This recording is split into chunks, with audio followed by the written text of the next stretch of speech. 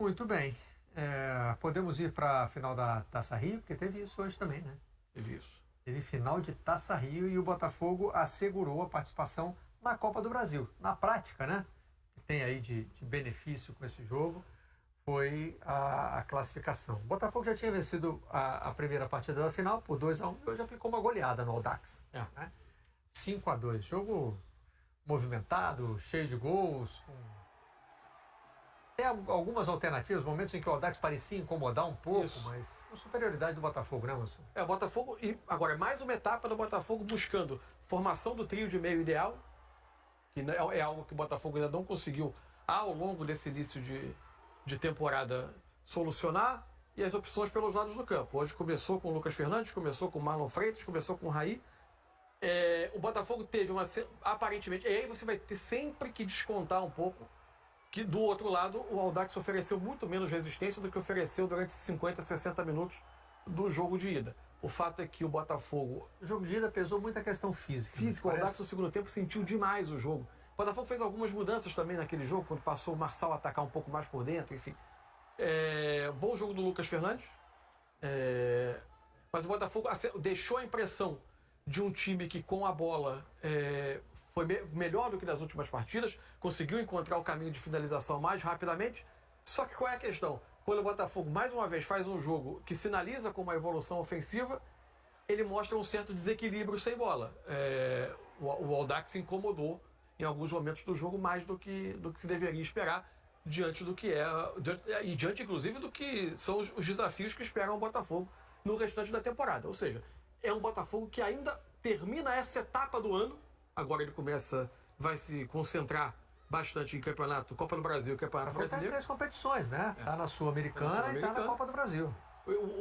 Encerra a etapa Campeonato Carioca ainda sem ter um time totalmente definido e consolidado. Um time que pareça sólido. O Botafogo não jogou bem nas últimas semanas. Por um tempo o Botafogo teve sérios problemas de lesão nesse início de ano. Perdas de alguns jogadores. Saiu o Jefinho, saiu o Júnior Santos, que agora está voltando. Se você pegar essa escalação base do Botafogo do ano passado, houve um momento em que você tinha 7 nomes diferentes.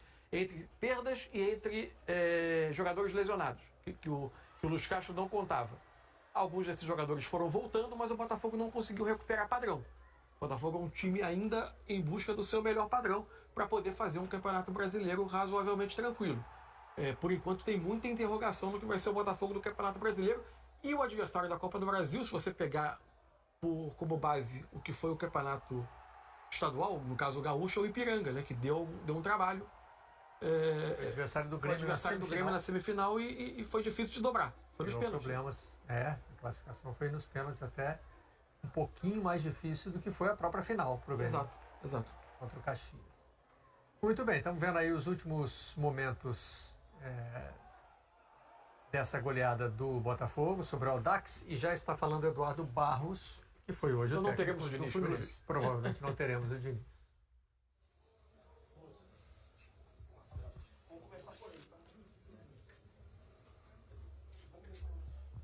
Muito bem, nós ficamos devendo a entrevista do Luiz Castro, técnico do Botafogo. Quando estávamos falando do Botafogo, tínhamos nos preparado aqui para mostrar a entrevista desse técnico português questionado pela torcida. Né? Já é o segundo que vamos mostrar hoje.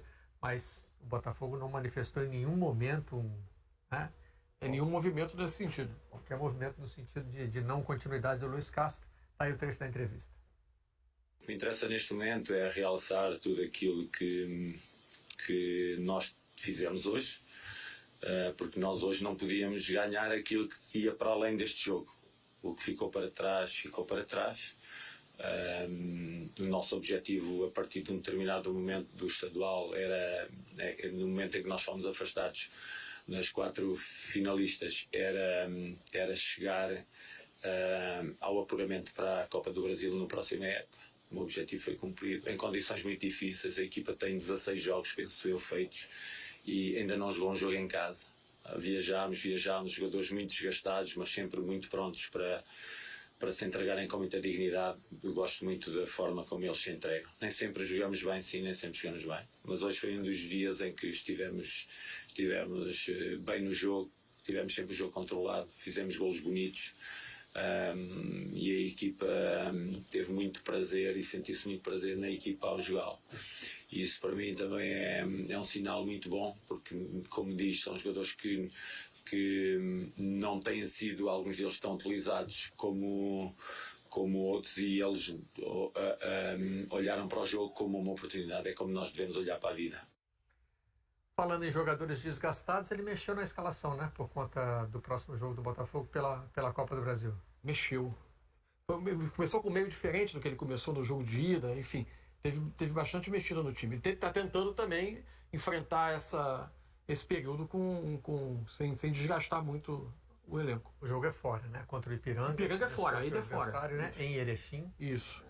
Na quarta-feira. E depois ele tem o São Paulo no Rio. Ipiranga, é uma estreia de peso, uma estreia pesada. Pelo campeonato. Ipiranga que eliminou o Bragantino do técnico português também. Eliminou o Bragantino, do Pedro Caixinha. Depois de ter dado trabalho ao Grêmio nas semifinais do Campeonato Gaúcho. 1 ano e 15 dias completou o Luiz Castro no comando do Flamengo. Do Botafogo. Do Botafogo, porque a gente fez a comparação com o Flamengo, do Vitor Pereira, que já está com a situação instável muito antes de completar esse tempo no cargo, né? O Botafogo hoje tem outra filosofia, com a SAF. E é um trabalho que teve ciclos muito diferentes, né? O Botafogo fez algumas construções e ajustes de time ao longo da temporada passada. Quase todos os times que estão nesse processo de SAF e que precisaram fazer quase uma reconstrução completa de elenco. A primeira janela, obviamente, não atendeu todas as necessidades, até pela questão de investimento, ou por acerto. Você não vai ter um índice de acerto de contratação e todos os jogadores vão se enquadrar logo todos os que chegarem na primeira leva. O Botafogo fez ajustes, teve na temporada passada praticamente 3 equipes. Com o Luiz Castro, ele chega para o início do Campeonato Brasileiro do ano passado. O time tem parte do segundo turno do Brasileiro do ano passado no seu melhor nível de jogo. Tem uma oscilação ainda na reta final, ainda assim termina o ano dando uma sinalização de que 2023 podia ser um ano de evolução. A janela de 2023 parecia um Botafogo encorpando o elenco, ampliando o leque de opções para ele ter mais do que um time titular, ter um número de opções maior. E aí, dado momento, as incertezas do Botafogo elas não ficaram só dentro de campo. As sinalizações do John Textor, dono da SAF, em relação a questões com a legislação brasileira, com a questão da forma como da gestão do pagamento de dívidas, ele sinalizou e fez muita gente temer que, por exemplo, saída do Jefinho, saída do Júnior Santos, tudo isso pudesse ser um processo de desaceleração de investimento, né? E isso criou uma incerteza, após o Botafogo ter feito o início de ano com algumas contratações que pareciam encorpar o time. Então, o Botafogo, nesse momento, vive 2 realidades. Em campo, tentando reencontrar padrão, melhorar o seu padrão, tem atuações com bola mais próximas da de hoje, mas também com um pouco mais de consistência sem bola, e fora de campo, esperando para ver como vai ser o clube, como a SAF vai, a partir de agora, direcionar a questão dos investimentos do Botafogo. Muito bem, está na hora de fazer um rápido intervalo e nós voltamos já.